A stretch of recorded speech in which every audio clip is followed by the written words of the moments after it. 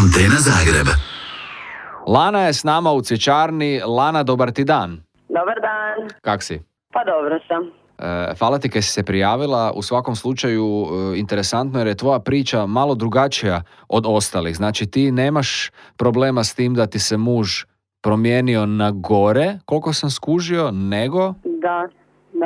Pa ne, užasno je pažljiv. Mislim, bio je i on i prije pažljiv, sad je znaš, sad sam tu, pa za 5 minuta sad idem ovdje, pa opet za 10 minuta, evo sad dolazim tu, mislim, nekako mi je to sve malo postalo čudno, pa ajde, rekao da vidjela sam to i ajde.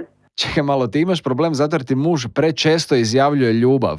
Da, čudno je, pa zapravo, da, prije, kažem, bio je isto pažljiva i približno kao sad, to je postalo, ne znam. Dobro, imaš čak poantu, moram priznat. Mislim, ja znam kad ja zaribam nešto, onda sam ekstra fin prema svojoj... Pa zato to me baš i zanima, baš to zanima sad. Ok, Bruno se zove, Vesna je tu. Vesna, dobar dan. Dobar dan. Vesna će Bruni po starom receptu ponuditi besplatnu dostavu cvijeća, a onda ćemo mi vidjeti kome će on poslati. Ti si naravno cijelo vrijeme na telefonu, ok?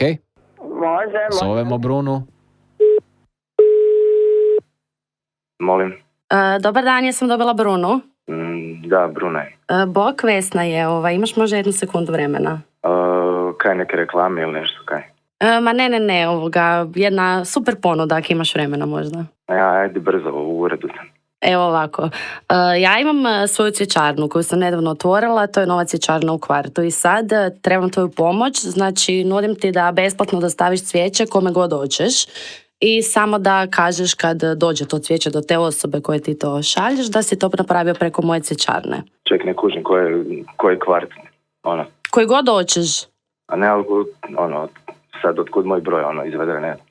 Pa dobila sam tvoj broj od jednih tvojih kolega koji su već koristili ovu uslugu. Aha.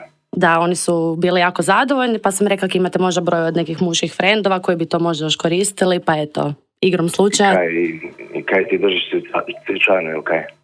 Da, to je moja cvjećarna i ja pošaljem buket kom god ti hoćeš i ti samo kažeš toj osobi da si to napravio prek mene i preporučiš me dalje, naravno, kod tvoji frendovi.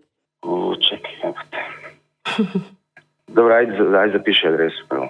Ajde, ime i prezime mi isto treba. Aha. Nikolina. Da. Adresa. Ok. Kaj ćemo napisat? To je cura, kaj je ono? A ne, ništa, stavi samo srce koji smajlić ili nešto tako. Evo, samo srce ko ću staviti, ok? Ajde, može. Eto. Kako Nikolina? Halo? Bruno? Ja ne vjerujem. Bruno? Kaj? Molim. Bruno, Saša je s Antene. Dobrodošao u cvjećarnu. Lana je posumnjala nešto da se događa čudno kod vas u vezi i prijavila te na cvjećarnu i htjela provjeriti. Halo. Jel mi može neko objasniti? Bruno? Jebiti cvjećarnu. Halo. Ko je Nikolina? S posla ova, s ureda. Ko je s posla? Ko je rođendan. Bruno, ti si jedani idiot. Znači, idiot. A rođendan je danas, kaj je ono? Kakav rođendan? Pa ti imaš suru, čovječe, pa šta ima veze ako ona ima rođendan? Mislim, ja ne razumijem. Ne mogu pričati sad, te moram na poslu sam gužom je. Ej! Lana! Isuse, oj Bože, znači, ja ne vjerujem. Lana, žao mi je da se to dogodilo. Ne znam, da li bi mogao naći neki razlog. Možda stvarno je neki ludi rođendan, nešto. Mislim, nemoj sad računati to da ga branim, ali malo je to onak... Mislim, ja jednostavno ne znam šta bi sad rekla, osim da je idiot. Mislim, ja se ispričavam svima. Nisam te pitao, jeste dugo skupa? Pa skupa smo, da, mislim dugo. 2 godine, ali dugo.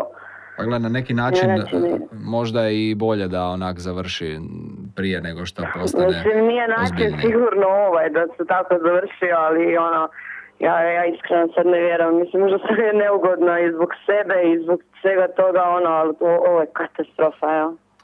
Žao mi je da se tak završilo i eto, mislim, hvala ti kaj si se prijavila u cvjećarnu, ako ti to možda pomoglo u životu bude, onda je imalo smisla. Užas, Bože moj, ne znam kaj bi rekao. Hvala ti još jednom i ajde. Bok.